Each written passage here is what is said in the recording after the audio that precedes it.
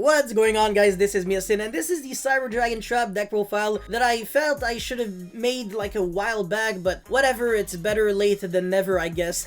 If you guys want me to make Cyber Dragon Trap deck list more often, make sure you like and subscribe because I definitely can. And yeah, let's jump right into it. So anyone who knows me and knows about my channel knows that One Cyber Dragon is the way to go, competitively speaking. If you don't want good results and you just want to have fun, whatever, do what you want. But if you really need consistency, because obviously consistency is key in order to top and win events, One Cyber Dragon is hands down the most optimal ratio, because if you play 2 or 3, you might be drawing multiples and it's never a good thing, literally. And of course, if you draw this going first, you're screwed because it does nothing. It's not a Photon Thrasher, so you can't just summon it for free going first unless your opponent goes like, I don't know, like Gamma, and then you're like, oh, now you have monsters and I don't. The majority of the time it just doesn't do anything. But it's still a card that you need to have in your deck. That's the thing, because Hertz can search it from the deck. It would have been nice if Hertz could search any Cyber Dragon, then I wouldn't be playing Cyber Dragon, or maybe I would be side decking one, but if Hertz could search core from the deck, Jesus. It could only recycle back the core from the grave.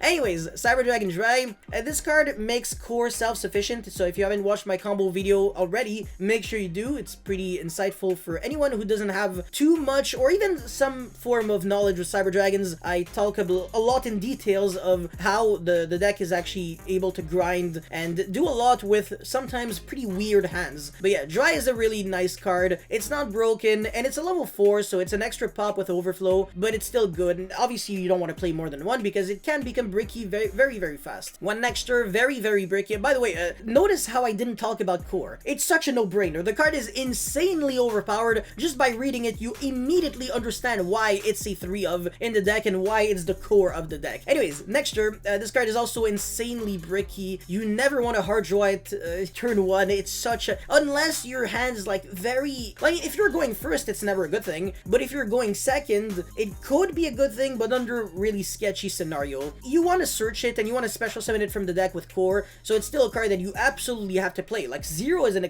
unacceptable ratio. 2 or 3 is also unacceptable. So 1 is just absolutely perfect. And it's not even like if it got DD Crowed or something, you were screwed, because Cyberload Fusion recycles back cards from the banished, and Hertz recycle back cards from the graveyard. So you pretty much have like a really long-term grind game thanks to these recursion cards. And yeah, speaking of the devil, Hertz is a very bad card at 3 because it clashes with Cyber Dragon Core. You always want that to be your normal summon. This is just the backup plan when your normal summon can't be anything else. Not the greatest card, not gonna lie. Now, Card of Demise is actually very interesting because it looks like a weird, unsearchable one-of in the main deck. That is true, but not really, because once you get game 2 and 3, King of the Sky Prison can actually set it to your field, and it gives you a really good grind game. So I'm just testing it out. I might be cutting it later on, but for now, it's pretty nice. And then Triple Emergency, obviously, it's not as good as Core. Unfortunately, Core is way better, because even if this gets ashed, you still have the body and you still have the graveyard effect, which is overpowered. Like, the fact that this not only searches a Cyber Spell or Trap on normal summon, but also special summons a Cyber Dragon monster from your deck by banishing it from the graveyard is so overpowered. Oh, I love it, this card so much. Core, best card ever. Core for president.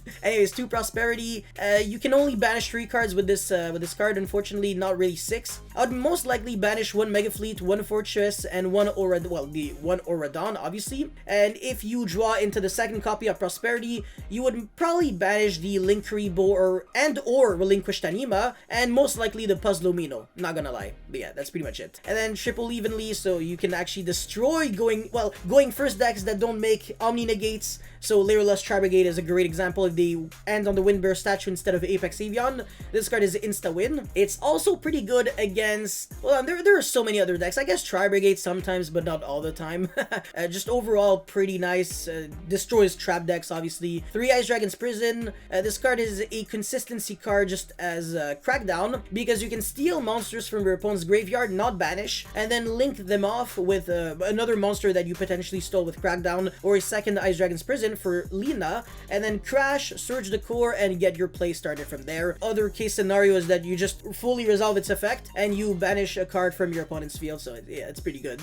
3 Torrential, 3 Overflow. Obviously, Overflow is also a no-brainer. Torrential, I'm still kind of very back and forth on the card. I know it's good against a lot of decks, and if you're forced to go first, it's one of those traps that is super blowout, kind of obviously sponges an OTK completely. Like, your opponent opponent cannot kill you if you have Torrential Tribute. Guaranteed. You have to apply 8,000 damage on the board twice in one turn, and I can't really think of a lot of decks that can really do that. So Torrential is insane, and Overflow, of course, it gets your engine started when you pop it, so Unending Nightmare. That's the reason why I actually play the card in the deck, and I've been playing the card since forever. Basically, you can pay 1,000 life points to target one face of spell or trap on the field, including yourself, destroy it. You can only activate this effect of Unending Nightmare once per chain, not once per turn. So against Pendulums, you could just go like pop the scale, pop, pop, pop, pop, pop.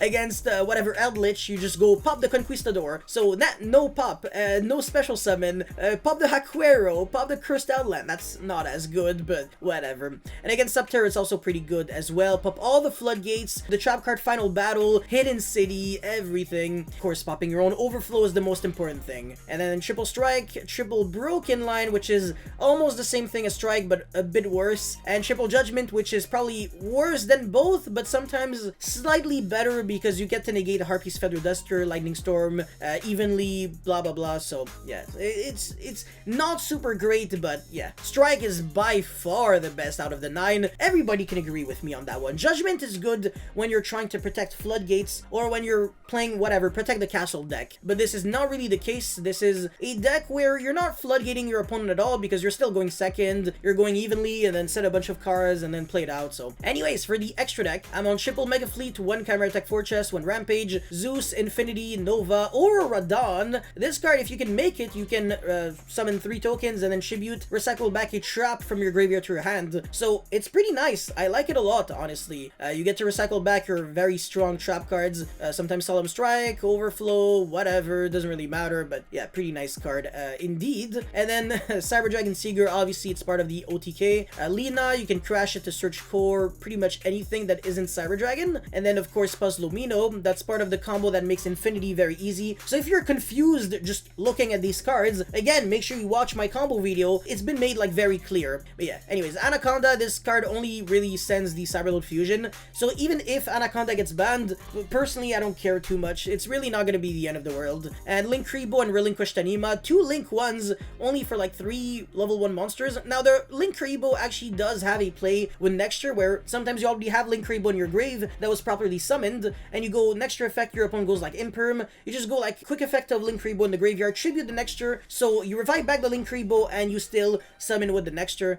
which is pretty nice. And the Relinquished Anima, obviously it has an actual effect, so playing it is also very relevant. Now for the extra deck, side deck, finally a side deck and not an idea section. So if you guys want me to make side decks more often instead of idea section, I can definitely do that. Just make sure you like and subscribe. That's really all I'm asking. But I am playing 3 Nibiru, 3 Lancia, so I can actually sponge the OTKs, because some people will make you go first, and if they're underestimating this deck, they're going to be suffering quite hard, because this deck is still very dangerous even when forced to go first. And obviously when you're going second, then it's dangerous for obvious reasons. You contact fuse, you break boards like crazy. I mean, it's good going first and second. That's why it's like the perfect Cyber Dragon deck to play. But yeah, triple Nibiru and triple Lancia again to sponge the OTKs. Triple King of the Sky Prison, so you can also get your engine started and protect your spells and traps from Lightning Storm, Dust, or whatever. Pankratops is just overall good against everyone, so it kind of has to be there. Triple Lightning Storm, like I said, against back row decks, but also against combo decks sometimes, it depends. Attack position monsters could actually come up, and then a Harpy's Feather Duster with Imperial Order, which is also for